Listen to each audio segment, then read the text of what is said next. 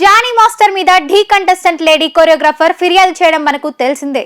కేవలం లైంగిక దాడి చేయడమే కాకుండా మతం మార్చుకోమని ఆమెను బెదిరిస్తూ ఉండేవాడట. మతం మార్చుకొని తనని పెళ్లి చేసుకోవాలంటూ వేధించేవాడట. ఇలా ఆ ఎఫ్ఐఆర్ లో చాలా అంశాలున్నాయి.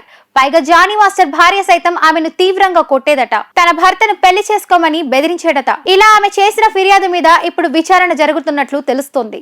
ఢీ షోలో తమకు పరిచయం ఏర్పడిందని, ఆ తర్వాత తన గ్రూప్ లో తీసుకుంటానని నమ్మబలికాడట జానీ మాస్టర్. ఆ తర్వాత ఆమెను అవుట్డోర్ షూటింగ్లకు తీసుకెళ్లి అక్కడ పలుమార్లు అత్యాచారం చేశాడట.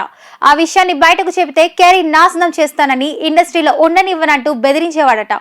ఫిర్యాదులో సదరు యువతి పేర్కొంది. ఇక క్యారవాన్ కూడా వదిలిపెట్టేవాడు కాదని, అక్కడ కూడా హింసించేవాడని, వేధించేవాడని చెప్పుకొచ్చింది. తనను ఎంత హింసించినా కూడా మతాన్ని మార్చుకోలేదని ఆ ఫిర్యాదులో శ్రేష్ఠ చెప్పుకొచ్చింది. ఈ ఫిర్యాదు చూస్తుంటే జానీ మాస్టర్ మెడకు ఉచ్చు గట్టిగానే బిగుసుకునేలా ఉంది.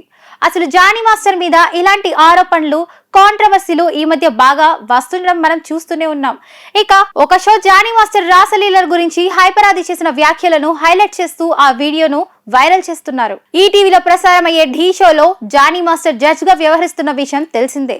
కొన్నిసార్లు శేఖర్ మాస్టర్ రాకపోతే ఆ ప్లేస్ ను జానీ మాస్టర్ రీప్లేస్ చేస్తాడు. అలా వచ్చిన ప్రతిసారి హైపరాది తన పంచ్లతో జానీ మాస్టర్ ను నవ్విస్తూ ఉంటాడు. ఇక ఒకసారి ప్రణీత గెస్ట్ గా వచ్చింది. ఆమెతో మాట్లాడుతూ హైపరాది, ఈ రోజు జానీ అని నాకన్నా పెద్ద బ్యాట్స్మెన్ వచ్చాడట కదా, జానీలో ఆల్రెడీ ధోని ఉన్నాడు లోపల, ఆ ఆటగాడు, నీకు శేఖర్ మాస్టర్ తెలుసు కదా, అమాయకుడు, ఇండైరెక్ట్ గా సిగ్నల్స్ ఇస్తూ ఉంటాడు. జానీ మాస్టర్ డైరెక్ట్ గానే గణేష్ మాస్టర్, జానీ మాస్టర్ కు చిన్న తేడా మాత్రమే. గణేష్ మాస్టర్ అప్పులు తీరుస్తాడు, జానీ మాస్టర్ ఆకలి తీరుస్తాడు అంటూ చెప్పుకొచ్చాడు. ఈ వీడియో నెట్టింట వైరల్ గా మారింది. హైపరాది ఆకలి అన్నది అమ్మాయిల గురించి అని కామెంట్స్ పెడుతున్నారు.